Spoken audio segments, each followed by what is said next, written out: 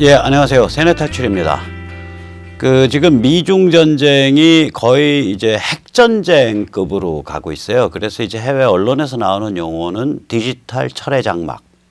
그러니까 그 전에 이제 미소 간에 완전히 관계를 끊고, 그때는 세계 경제가 이렇게 둘로 나눠져 있었죠. 제1세계인 가트 체제, 미국 주도의. 그 다음에 제2세계라고 불리운 소련이 이끄는 코메콘 체제. 그렇게 둘로 나눠져 있었는데, 이제 그래서 그 둘 사이의 그 대립을 철의 장막, 아이언 커튼이라고 불렀었죠. 지금 디지털 아이언 커튼이 드리워졌고, 심지어는 이건 디지털 뉴클리어 워다. 그러니까 핵전쟁과 다름없는 그런 첨단 기술 전쟁이 붙은 거다. 그렇게까지 얘기가 되고 있습니다.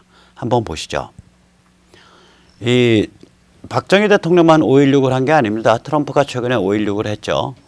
박정희 대통령의 5.16은 4.19 이후에 극심한 혼란기에 국가와 사회가 해체되어 가는데 브레이크를 건 그런 무혈 쿠데타였는데, 트럼프의 5.16은 중국에 대해서 첨단 기술, 즉 디지털 철의 장막, 첨단 기술에 관한 완전히 분리, 디지털 핵전쟁, 이걸 일으킨 사건입니다. 다른 말로 하면 첨단 기술의 그 기술 라이센싱 혹은 그 노하우 혹은 부품, 이거를 중국에 대해서 수출하지 못하도록 할 수 있는 그런 행정명령을 5월 16일 날 서명을 했습니다. 여기에 따라서 구글이 이제 안드로이드를 공급하지 않겠다, 화웨이에. 또 퀄컴도 화웨이에 칩을 공급하지 않겠다 그랬어요. 되게 이제 이쪽 분야에 계신 분들은 이런 뭐라 그러나 아이콘에 친숙해요. 지금 여기 그림이 쭉 8개가 걸려 있는데, 그 중에 왼쪽 게 구글 아이콘이고요. 맨 위에서. 그 다음 맨 위에 왼쪽에서 두 번째 게 퀄컴의 그러니까 로고입니다. 그리고 이제 이거는 이제 스마트폰 단말에 들어가는 핵심적인 소프트웨어 혹은 칩이고요. 네트워크 장비가 되면 이게 이제 브로드컴 칩을 사용하든지, 화웨이는 네트워크 장비를 개발하잖아요. 브로드컴 칩을 사용하든지 아니면 자일링스 칩을 사용합니다, 많이들.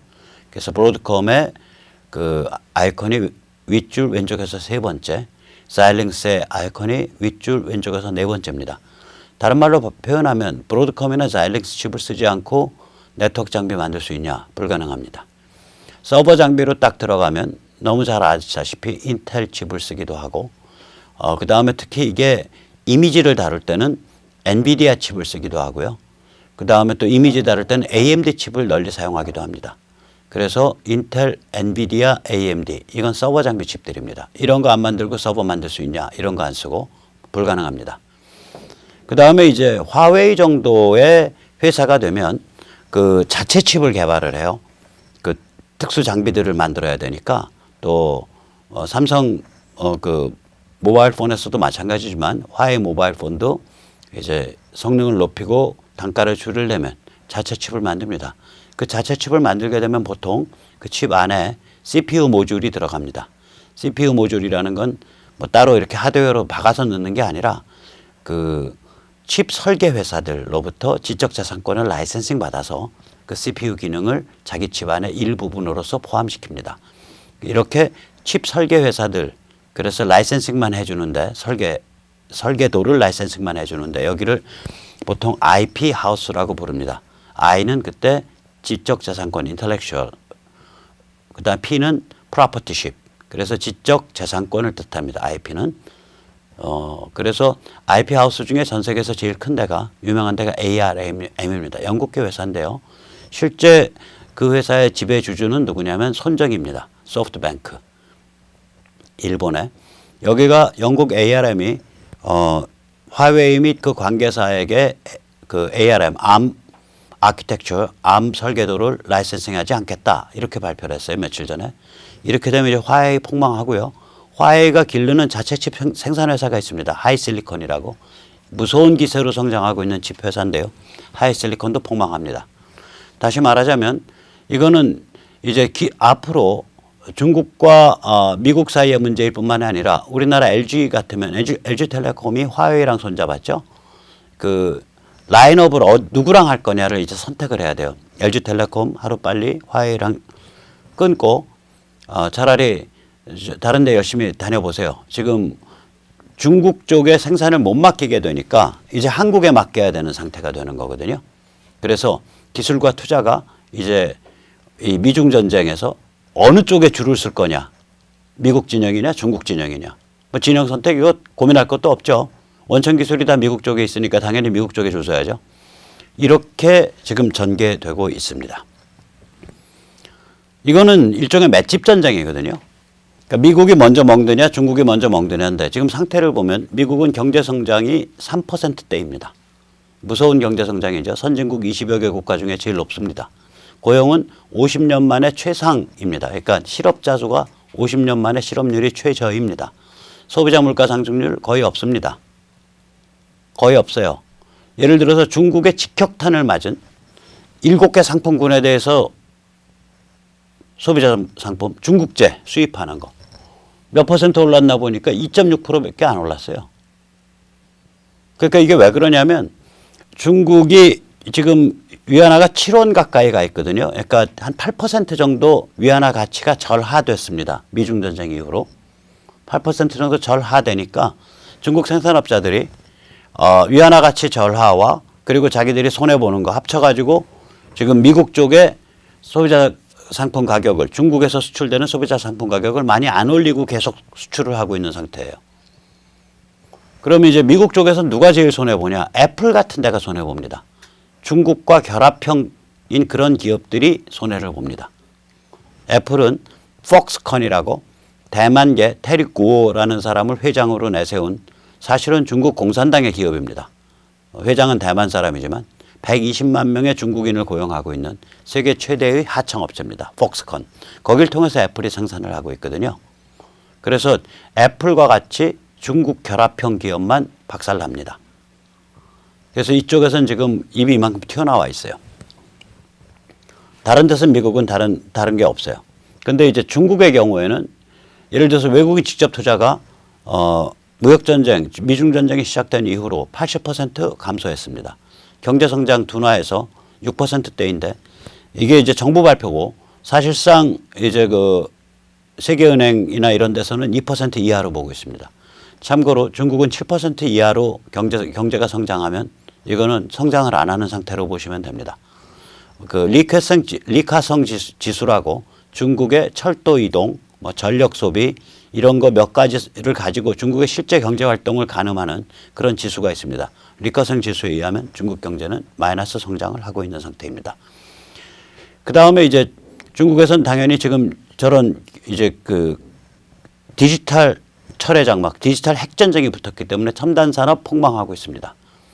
이런 이유 때문에 중국에서 앞으로 정치 불안이 내연할 거라고 봅니다. 안으로 타들어갈 거라고 봅니다. 즉 맷집 전쟁에서 이건 맷집 자체가 게임이 안 됩니다. 더욱이 미국은 사회정치적인 문맥에 있어서 친중 매국 상류층과 반중 애국 자유시민 구도를 만들어내는데 성공했습니다.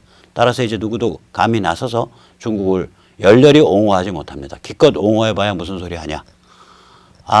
중국산 소비자 상품 가격의 상승 때문에 소비자가 피해 볼 수 있습니다. 이 소리 빼고는 이제 다른 아무 합리화할 수 있는 주장 근거가 없어진 상태입니다.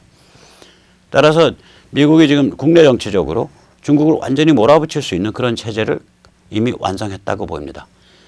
중국은 참 입도 뻥끗 못하고 있죠.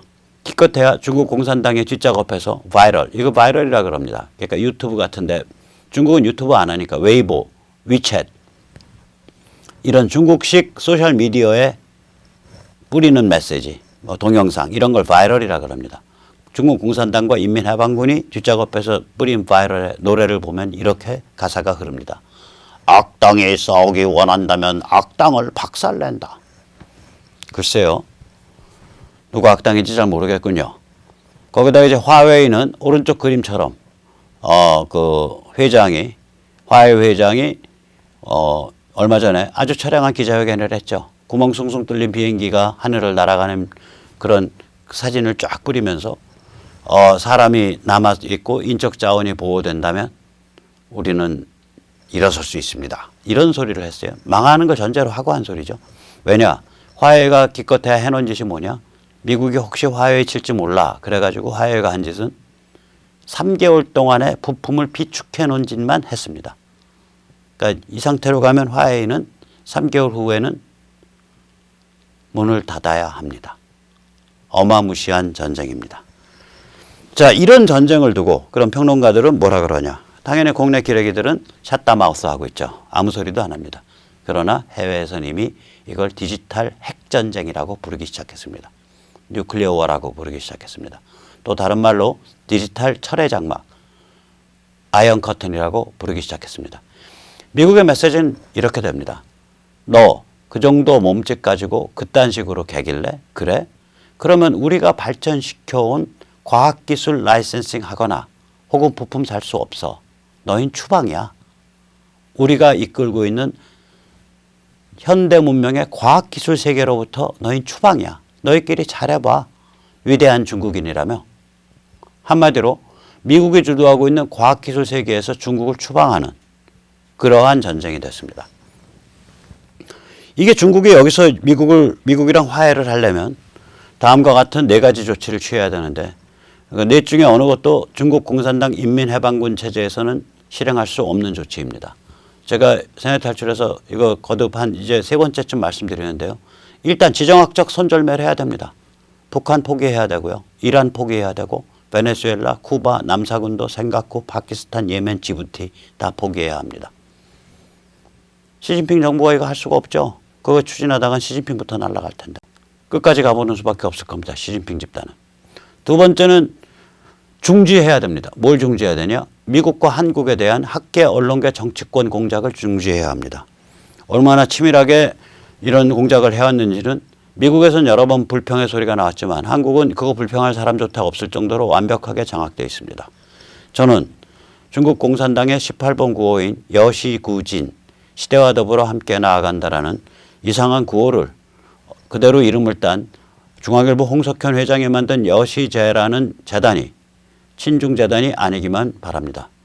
친중재단이 아니고 그냥 만에 하나, 10만에 하나, 100만에 하나, 1000만에 하나 우연의 일치에 의해서 하필이면 중국 공산당 18번 구호와 더불어 자기 재단의 이름을 지었기를 간절히 바랍니다. 또한 하필이면 그냥 우연의 결과로 이때까지 중국을 빨아주는 그러한 기획 기사 혹은 그러한 기획 작업을 조선비즈 같은 언론사 붙잡고서 그렇게 기획 기사 낸 것도 그냥 우연의 산물이기만 바랍니다. 절대로 여시제가 범털 친중파들의 핵심 결집지가 아니길 바라며 여시제 이름으로 올린 바 있는 나경원 같은 국회의원들이 거기에 그렇게 깊게 관여하지 않았기를 바랄 뿐입니다.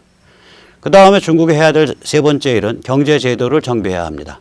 우선 가장 중요하게는 민영화를 해야겠죠. 민간주도, 시장주도 경제로 바꿔야 됩니다. 참고로 이거 거의 30년 늦은 사건입니다. 그래서 이거 해낼 수 있을지 모르겠습니다. 우리 박정희 대통령은 돌아가시던 해 1979년 그해 1월에 정부주도 국가자본주의를 시장주도 국가자본주의로 변환시킬 것을 결정을 하고 그에 따른 블루프린트를 만들고 돌아가시던 해 내내 그 방향으로 개혁을 했습니다. 그리고 그 뒤를 승계한 전두환 대통령은 그것을 밀고 나가서 1985년경이 되면 우리 경제가 완전히 체질이 바뀌어서 선진국으로 가는 길목으로 딱 안착하게 됩니다. 그때 이거 시작했을 때 1979년에 우리의 연 국민 소득이 1인당 평균 1,000달러 조금 넘었습니다. 그것을 중국에 대입시켜보면 중국이 민영화, 시장주도, 민간주도로 선회했어야 될 가장 그 늦은 시점은 1990년경이 됩니다. 그럼 지금부터 29년 전입니다. 너무 늦었습니다. 그 다음에 경제제도도 정비해야죠. 지재권 강탈 안 하도록 해야 되고요. 영업비밀 강탈 안 하도록 해야 되고요. 그리고 외국에서 첨단 기업이 벤처 투자를 했을 때 공산당 세포조직 만들 수 있는 공산당원 3명을 채용하도록 하는 그런 이상 야릇한 압력을 행사하지 않아야 합니다. 그리고 정치제도를 또 정비해야겠죠. 4번째로 신강, 티벳, 홍콩의 자치권을 획기적으로 누려야 될 거고 노동인권을 보장해야 될 겁니다. 제발 우리 민노총 또 우리 자칭 진보라고 칭하는 그런 운동단체들 중국으로 가서 공안에 체포당해 가면서 중국의 노동인권을 위해서 투쟁하시기 바랍니다. 중국의 노동자들은 특히 해안지역 노동자들은 일종의 내부 식민지 상태에서 불법 외국인 노동자, 불법 체류 외국인 노동자, 불체 외노자 신분입니다. 농공이라고 하는 존재는요. 따라서 당신들께서 진정한 진보라면 중국으로 배 타고 가고 밀항에서 가고 비행기 타고 가서 목숨을 내놓고 이 중국 인민 혹은 중국 국민을 위해서 인권을 좀 부르짖으셔야 될 거라고 봅니다. 그런 거 안 하고서 여기서 억대 연봉 받아 쳐 드시면서 반미 투쟁하고 그리고 김정은 빨고 그러면 남들이 다 욕합니다. 하기야 욕 먹어도 그게 욕인지도 모를 정도로 마음이 망가져 있다는 점에 대해서 참으로 귀하들의 영혼을 위해서 애통한 마음을 금할 수 없습니다. 또한 환경 같은 것도 인권을 당연히 보장해야죠. 즉 다시 말하자면 정치제도를 자유민주주의 방향으로 급속히 이행시켜야 합니다. 경제제도는 시장 방향으로 급속히 이행시켜야 합니다. 지금 이런 조치하다가는 시진핑이 골로 갑니다. 시진핑과 따라서 이런 조치 못합니다. 시진핑은 마지막까지 북한 손 안 놓고 북한 통해서 계속 도발한다고 으름장 놓으면서 계기다가 아마 중국 안에서 상당히 살벌한 권력투쟁을 맞이해서 아마 날아갈 가능성이 큽니다. 불쌍하군요, 시진핑. 불쌍합니다. 자, 그러면 왜 이 일이 지금 벌어지냐? 이런 생각을 우리가 안 해볼 수가 없습니다. 왜 이 일이 지금 벌어지냐? 이거는 최소의 법칙이라는 게 작용하기 때문입니다. 최소의 법칙. Law of minimum. 이거는 이제 립히라는 사람을 비롯한 그 약 200년 전 독일 식물학자들이 내놓은 법칙입니다. 그 법칙의 이름은 뭐냐? 최소의 법칙입니다. 근데 이게 뜻이 뭐냐? 질소, 인산, 칼륨 등 식물 성장에 필요한 여러 요소가 있는데 그 중에서도 가장 부족한 요소, 이것이 성장을 결정한다. 즉 질소도 충분해, 인산도 충분해. 근데 칼륨이 부족해. 그럼 칼륨 부족분만큼 성장이 안 된다는 거예요. 이게 최소의 법칙입니다. 이렇게 그 가장 부족한 요소를 다른 말로 해서 한계 설정 요소라고 부릅니다. The limiting factor라고 부릅니다. 10년 전 트럼프는 이런 말을 했습니다. 우리는 중국의 개호구, 가장 멍청한 개 땡땡 노릇을 해왔다. 그러니까 The dumbest son of bitches라고 말을 했습니다. 10년 전 트럼프 등장 전에 미국은 중국의 개호구입니다. 가장 멍청한 개 땡땡이었습니다. 그러다가 트럼프 등장 후에 바뀌었습니다. 그럼 트럼프가 위대하시고 세상의 구세주여서 이런 불가능한 걸 했냐? 아닙니다. 가능한 걸 했기 때문에 위대한 겁니다. 애초에 불가능한 건 해낼 도리가 없습니다. 누구도. 가능한 일을 가능하다라고 꿰뚫어 보고 그걸 해냈기 때문에 위대한 겁니다.